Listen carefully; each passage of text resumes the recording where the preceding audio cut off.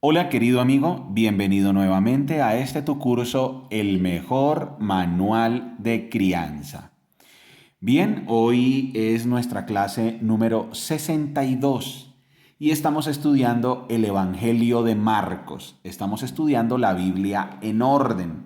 Empezamos por el Nuevo Testamento, el capítulo 1 de Mateo y ya vamos en el capítulo número 5 del Evangelio de Marcos. Vamos a leer hoy desde el capítulo 5, versículo 21.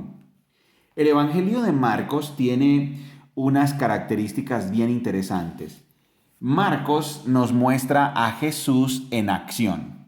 El libro de Marcos no narra detalles de la infancia de nuestro Señor Jesucristo, ni cómo fue concebido, ni cómo nació. El Evangelio de Marcos de una vez aborda el ministerio público de nuestro Señor Jesucristo, de una vez arranca con Juan el Bautista y el ministerio público de nuestro Señor Jesucristo. El Evangelio de Marcos entonces es Jesús en acción. El Evangelio de Marcos nos muestra unos episodios bien interesantes y los resalta, y es la confrontación con los demonios. Hay otro tema que es muy recurrente y es que Jesucristo es el siervo que vino a servir, que Jesucristo es poderoso y que tiene un poder sobrenatural. Esos son los temas más relevantes del Evangelio de Marcos. Jesús en acción, la confrontación con los demonios. Jesús es el siervo que vino a servir, es el poderoso porque demuestra un poder sobrenatural. Entonces vamos a la Biblia, capítulo 5 de Marcos, desde el versículo 21. Jesús entró de nuevo en la barca y regresó al otro lado del lago, donde una gran multitud se juntó alrededor de él en la orilla. Entonces llegó uno de los líderes de la sinagoga local llamado Jairo. Cuando vio a Jesús, cayó a sus pies y le rogó con fervor.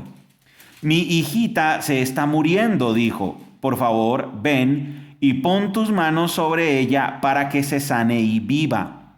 Jesús fue con él y toda la gente lo siguió apretujada a su alrededor. Una mujer de la multitud hacía 12 años que sufría una hemorragia continua. Había sufrido mucho con varios médicos y a lo largo de los años había gastado todo lo que tenía para poder pagarles, pero nunca mejoró. De hecho, se puso peor. Ella había oído de Jesús, así que se le acercó por detrás entre la multitud y tocó su túnica, pues pensó, si tan solo tocara su túnica, quedaré sana. Al instante, la hemorragia se detuvo y ella pudo sentir en su cuerpo que había sido sanada de su terrible condición. Jesús se dio cuenta de inmediato de que había salido poder sanador de él. Así que se dio vuelta y preguntó a la multitud, ¿quién tocó mi túnica? Sus discípulos le dijeron, mira a la multitud que te apretuja por todos lados. ¿Cómo puedes preguntar, ¿quién me tocó? Sin embargo, él siguió mirando a su alrededor para ver quién lo había hecho. Entonces la mujer, asustada y temblando, al darse cuenta de lo que le había pasado, se le acercó y se arrodilló delante de él y le confesó lo que había hecho. Y él le dijo, hija, tu fe te ha sanado. Ve en paz, se acabó tu sufrimiento.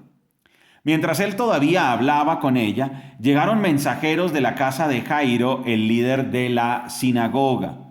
Y le dijeron, tu hija está muerta, ya no tiene sentido molestar al maestro. Jesús oyó lo que decían y le dijo a Jairo, no tengas miedo, solo ten fe. Jesús detuvo a la multitud y no dejó que nadie fuera con él, excepto Pedro, Santiago y Juan, el hermano de Santiago. Cuando llegaron a la casa del líder de la sinagoga, Jesús vio el alboroto y que había muchos llantos y lamentos. Entró y preguntó, ¿por qué tanto alboroto y llanto? La niña no está muerta, solo duerme. La gente se rió de él, Pero él hizo que todos salieran y llevó al padre y a la madre de la muchacha y a sus 3 discípulos a la habitación donde estaba la niña. La tomó de la mano y le dijo, Talita cum, que significa, niña, levántate. Entonces la niña, que tenía 12 años, enseguida se puso de pie y caminó. Los presentes quedaron conmovidos y totalmente asombrados. Jesús dio órdenes estrictas de que no le dijeran a nadie lo que había sucedido y entonces les dijo que le dieran de comer a la niña. Jesús salió de esa región y regresó con sus discípulos a Nazaret, su pueblo. El siguiente día de descanso comenzó a enseñar en la sinagoga y muchos de los que lo oían quedaban asombrados. Preguntaban, ¿de dónde sacó toda esa sabiduría y el poder para hacer semejantes milagros? Y se burlaban. Es un simple carpintero, hijo de María y hermano de Santiago, José, Judas y Simón. Y sus hermanas viven aquí mismo entre nosotros. Se sentían profundamente ofendidos y se negaron a creer en él. Entonces Jesús les dijo, un profeta recibe honra en todas partes menos en su propio pueblo y entre sus parientes y su propia familia. Y debido a la incredulidad de ellos, Jesús no pudo hacer ningún milagro allí, excepto poner sus manos sobre algunos enfermos y sanarlos, y estaba asombrado de su incredulidad. Después, Jesús fue de aldea en aldea enseñando a la gente, reunió a sus 12 discípulos, comenzó a enviarlos de 2 en 2 y les dio autoridad para expulsar espíritus malignos. Les dijo que no llevaran nada para el viaje, ni comida, ni bolso de viaje, ni dinero, sino solo un bastón. Les permitió llevar sandalias, pero no una muda de ropa. Les dijo, por todo lugar que vayan, quédense en la misma casa hasta salir de la ciudad. Pero si en algún lugar se niegan a recibirlos o a escucharlos, sacúdanse el polvo de los pies al salir para mostrar que abandonan a esas personas a su suerte. Entonces los discípulos salieron y decían a todos que se arrepintieran de sus pecados y volvieran a Dios. También expulsaban muchos demonios y sanaban a muchos enfermos ungiéndolos con aceite de oliva. El rey Herodes Antipas pronto oyó hablar de Jesús porque todos hablaban de él. Algunos decían, este debe ser Juan el Bautista que resucitó de los muertos. Por eso puede hacer semejantes milagros. Otros decían, es Elías. Incluso otros afirmaban, es un profeta como los grandes profetas del pasado. Cuando Herodes oyó hablar de Jesús, dijo, Juan, el hombre que yo decapité ha regresado de los muertos. Pues Herodes había enviado soldados para arrestar y encarcelar a Juan para hacerle un favor a Herodías. Él se casó con ella, a pesar de que era esposa de su hermano Felipe. Juan le había estado diciendo a Herodes, es contra la ley de Dios que te cases con la esposa de tu hermano. Por eso Herodías le guardaba rencor a Juan y quería matarlo. Pero sin el visto bueno de Herodes, ella no podía hacer nada. Porque Herodes respetaba a Juan y lo protegía porque sabía que era un hombre bueno y santo. Interesante, ¿no? Herodes se inquietaba mucho siempre que hablaba con Juan. Pero aún así le gustaba escucharlo. Miren este dato. Herodes se inquietaba mucho siempre que hablaba con Juan, pero aún así le gustaba escucharlo. Este es un detalle que nos da Marcos, que no nos había dado Mateo. Finalmente, Herodías tuvo su oportunidad en el cumpleaños de Herodes. Él dio una fiesta para los altos funcionarios de su gobierno, los oficiales del ejército y los ciudadanos prominentes de Galilea. Luego, la hija del rey, también llamada Herodías, entró y bailó una danza que agradó mucho a Herodes y a sus invitados. Pídeme lo que quieras, le dijo el rey a la muchacha, y te lo daré.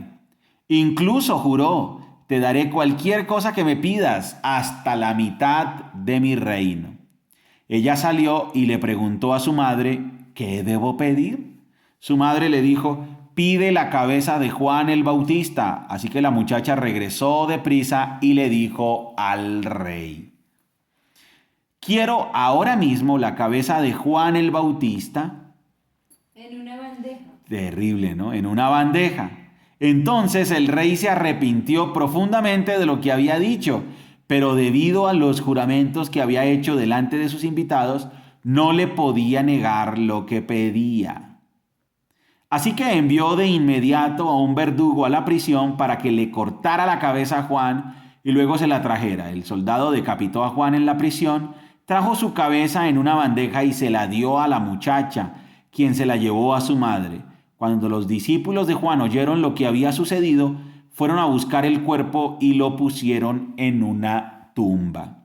Los apóstoles regresaron de su viaje y le contaron a Jesús todo lo que habían hecho y enseñado. Entonces Jesús les dijo, vayamos solos a un lugar tranquilo para descansar un rato. Lo dijo porque había tanta gente que iba y venía que Jesús y sus apóstoles no tenían tiempo ni para comer. Ahí nos está dando otro detalle. Así que salieron en la barca a un lugar tranquilo donde pudieran estar a solas. Pero muchos los reconocieron y los vieron salir, y gente de muchos pueblos corrió a lo largo de la orilla y llegó antes que ellos. Cuando Jesús salió de la barca, vio a la gran multitud y tuvo compasión de ellos porque eran como ovejas sin pastor. Entonces comenzó a enseñarles muchas cosas. Al atardecer, los discípulos se le acercaron y le dijeron, este es un lugar alejado y ya se está haciendo tarde. Despide a las multitudes para que puedan ir a las granjas y aldeas cercanas a comprar algo de comer.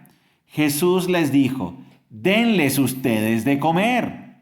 ¿Con qué?, preguntaron. Tendríamos que trabajar durante meses para ganar suficiente a fin de comprar comida para toda esta gente. ¿Cuánto pan tienen?, preguntó Jesús. Vayan y averigüen. Ellos regresaron e informaron. Tenemos 5 panes y 2 pescados. Entonces Jesús les dijo a los discípulos que sentaran a la gente en grupos sobre la hierba verde. Así que se sentaron en grupos de 50 y de 100. Jesús tomó los 5 panes y los 2 pescados, miró hacia el cielo y los bendijo. Luego, a medida que partía los panes en trozos, se los daba a sus discípulos para que los distribuyeran entre la gente. También dividió los pescados para que cada persona tuviera su porción. Todos comieron cuanto quisieron y después los discípulos juntaron 12 canastas con lo que sobró de pan y pescado. Un total de 5,000 hombres y sus familias se alimentaron. Inmediatamente después Jesús insistió en que sus discípulos regresaran a la barca y comenzaran a cruzar el lago hacia Betsaida, mientras él enviaba a la gente a casa. Después de despedirse de la gente, subió a las colinas para orar a solas. Muy tarde esa misma noche, los discípulos estaban en la barca en medio del lago y Jesús estaba en tierra solo. Jesús vio que ellos se encontraban en serios problemas, pues remaban con mucha fuerza y luchaban contra el viento y las olas. A eso de las 3 de la madrugada, Jesús se acercó a ellos caminando sobre el agua. Su intención era pasarlos de largo. Pero cuando los discípulos lo vieron caminar sobre el agua, gritaron de terror, pues pensaron que era un fantasma. Todos quedaron aterrados al verlo. Pero Jesús les habló de inmediato. No tengan miedo, dijo. Tengan ánimo, yo estoy aquí. Entonces subió a la barca y el viento se detuvo. Ellos estaban totalmente asombrados porque todavía no entendían el significado del milagro de los panes. Tenían el corazón demasiado endurecido para comprenderlo. Después de cruzar el lago, arribaron a Genezaret. Llevaron la barca hasta la orilla y bajaron. Los habitantes reconocieron a Jesús enseguida y corrieron por toda la región llevando a los enfermos en camillas hasta donde oían que él estaba.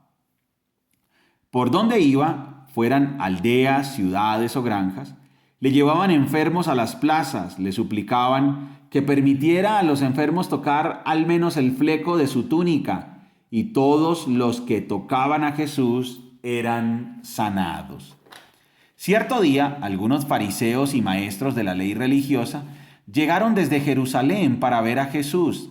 Notaron que algunos de sus discípulos no seguían el ritual judío de lavarse las manos antes de comer. Los judíos, sobre todo los fariseos, no comen si antes no han derramado agua sobre el hueco de sus manos, como exigen sus tradiciones antiguas. Tampoco comen nada del mercado sin antes sumergir sus manos en agua. Esa es solo una de las tantas tradiciones a las que se han aferrado, tal como el lavado ceremonial de vasos, jarras y vasijas de metal. Entonces los fariseos y maestros de la ley religiosa le preguntaron: ¿por qué tus discípulos no siguen nuestra antigua tradición? Ellos comen sin antes realizar la ceremonia de lavarse las manos. Jesús contestó: hipócritas.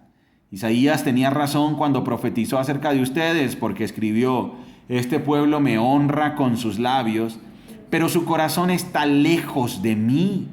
Su adoración es una farsa, porque enseñan ideas humanas como si fueran mandatos de Dios. Pues ustedes pasan por alto la ley de Dios y la reemplazan con su propia tradición. Entonces dijo: ustedes esquivan hábilmente la ley de Dios para aferrarse a su propia tradición. Por ejemplo, Moisés les dio la siguiente ley de Dios: honra a tu padre y a tu madre, y cualquiera que hable irrespetuosamente de su padre o de su madre tendrá que morir. Sin embargo, ustedes dicen que está bien que uno le diga a sus padres: lo siento, no puedo ayudarlos porque he jurado darle a Dios lo que les hubiera dado a ustedes. De esta manera, ustedes permiten que la gente desatienda a sus padres necesitados y entonces anulan la palabra de Dios para transmitir su propia tradición. Y este es solo un ejemplo entre muchos otros. Luego Jesús llamó a la multitud para que se acercara y oyera. Escuchen todos ustedes y traten de entender. Lo que entra en el cuerpo no es lo que los contamina. Ustedes se contaminan por lo que sale de su corazón. Luego Jesús entró en una casa para alejarse de la multitud y sus discípulos le preguntaron qué quiso decir con la parábola que acababa de emplear. ¿Ustedes tampoco entienden?, preguntó. ¿No se dan cuenta de que la comida que introducen en su cuerpo no puede contaminarlos? La comida no entra en su corazón, solo pasa a través del estómago y luego termina en la cloaca. Al decir eso, declaró que toda clase de comida es aceptable a los ojos de Dios. Y entonces agregó: es lo que sale de su interior lo que los contamina. Pues de adentro del corazón de la persona salen los malos pensamientos, la inmoralidad sexual, el robo, el asesinato, el adulterio, la avaricia, la perversidad, el engaño, los deseos sensuales, la envidia, la calumnia, el orgullo y la necedad. Todas esas vilezas provienen de adentro. Esas son las que los contaminan. Luego Jesús salió de Galilea y se dirigió al norte, a la región de Tiro. No quería que nadie supiera en qué casa se hospedaba, pero no pudo ocultarlo. Enseguida, una mujer que había oído de él se acercó y cayó a sus pies. Su hijita estaba poseída por un espíritu maligno, y ella le suplicó que expulsara al demonio de su hija. Como la mujer era una gentil nacida en la región de Fenicia, que estaba en Siria, Jesús le dijo: primero debo alimentar a los hijos, a mi propia familia, los judíos. No está bien tomar la comida de los hijos y arrojársela a los perros. Es verdad, Señor, respondió ella, pero hasta los perros que están debajo de la mesa se les permite comer las sobras del plato de los hijos. Buena respuesta, le dijo Jesús. Ahora vete a tu casa porque el demonio ha salido de tu hija. Cuando ella llegó a su casa, encontró a su hijita tranquila, recostada en la cama, y el demonio se había ido. Jesús salió de Tiro y subió hasta Sidón, antes de regresar al mar de Galilea y a la región de las 10 ciudades. Le trajeron a un hombre sordo, con un defecto del habla, y la gente le suplicó a Jesús que pusiera sus manos sobre el hombre para sanarlo. Jesús lo llevó aparte de la multitud para poder estar a solas con él. Metió sus dedos en los oídos del hombre, después escupió sobre sus propios dedos y tocó la lengua del hombre. Mirándolo al cielo, suspiró y dijo, Efatá, que significa ábranse. Al instante, el hombre pudo oír perfectamente bien y se le desató la lengua, de modo que hablaba con total claridad. Jesús le dijo a la multitud que no lo contaran a nadie, pero cuanto más les pedía que no lo hicieran, tanto más hacían correr la voz.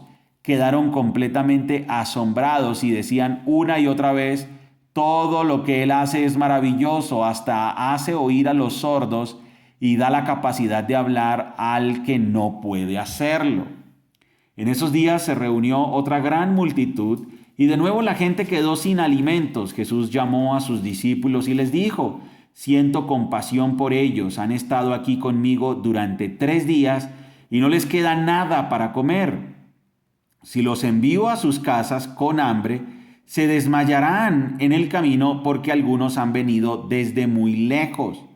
Sus discípulos respondieron, ¿cómo vamos a conseguir comida suficiente para darles de comer aquí en el desierto? ¿Cuánto pan tienen?, preguntó Jesús. 7 panes, contestaron ellos. Entonces Jesús le dijo a la gente que se sentara en el suelo. Luego tomó los 7 panes, dio gracias a Dios por ellos, los partió en trozos y se los dio a sus discípulos, quienes repartieron el pan entre la multitud. También encontraron unos pescaditos, así que Jesús los bendijo y pidió a sus discípulos que los repartieran. Todos comieron cuanto quisieron. Después los discípulos recogieron 7 canastas grandes con la comida que sobró. Ese día había unas 4,000 personas en la multitud y Jesús las envió a sus casas luego de que comieron. Inmediatamente después subió a una barca con sus discípulos y cruzó a la región de Dalmanuta. Cuando los fariseos oyeron que Jesús había llegado, se acercaron y comenzaron a discutir con él para ponerlo a prueba. Exigieron que les mostrara una señal milagrosa del cielo que demostrara su autoridad.